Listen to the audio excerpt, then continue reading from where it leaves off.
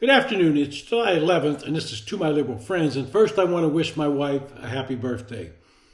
Presidents like to find some catchphrase during their election campaigns, something that will make people think of them immediately.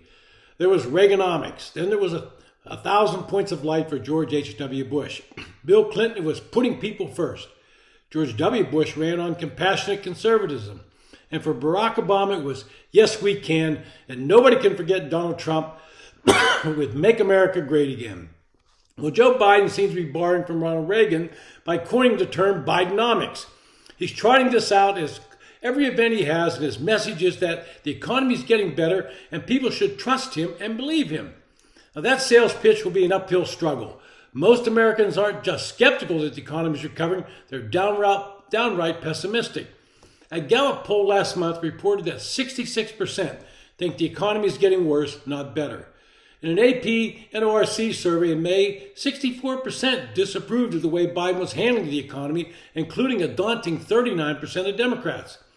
Biden likes to tout the number of jobs he says he's created, completely ignoring the fact that millions of those jobs were lost due to government mandates to shut down the economy.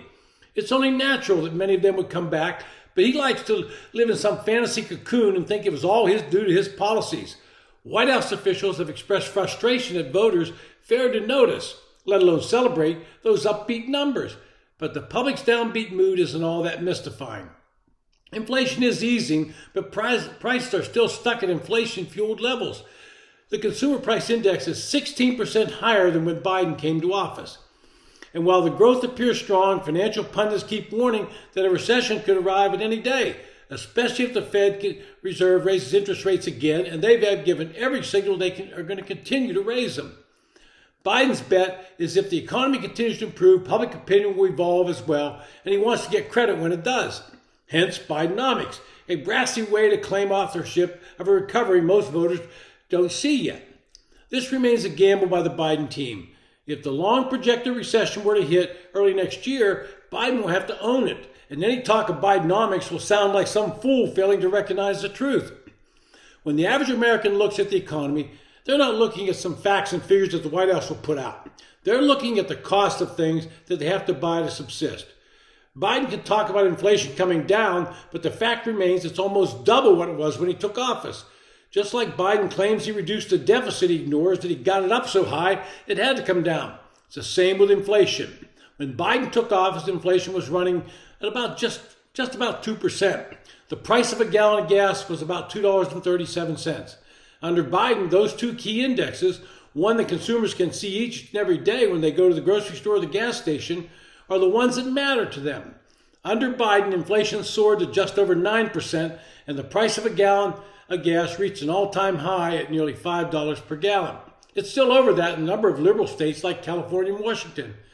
Biden, being a politician, does not acknowledge any culpability in those high rates and costs, but instead tells you how he's enacting policies to bring them down.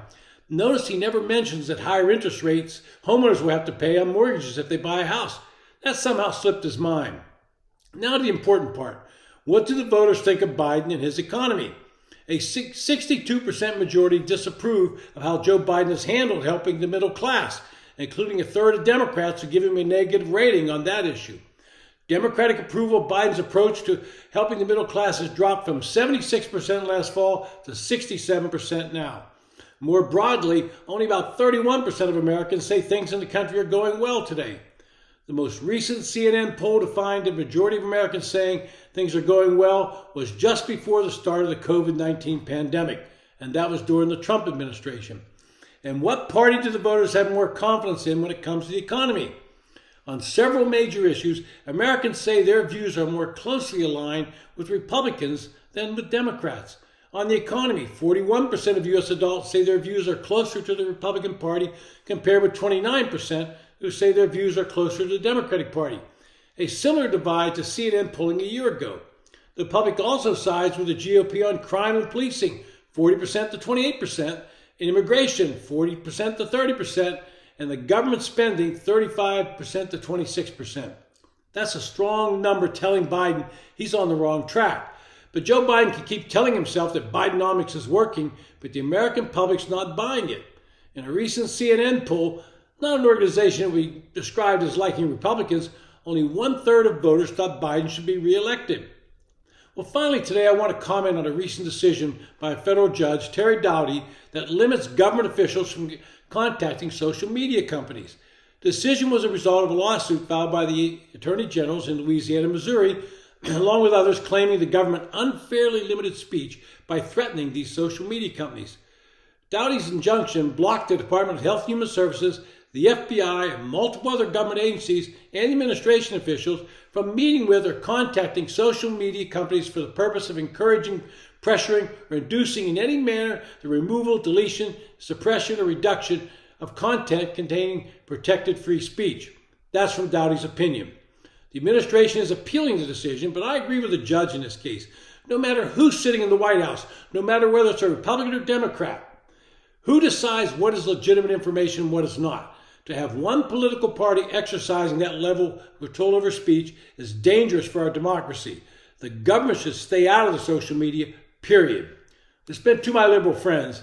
Thanks for listening. If you enjoy the podcast, hit the subscribe button. If you have a comment, please leave it. Thank you.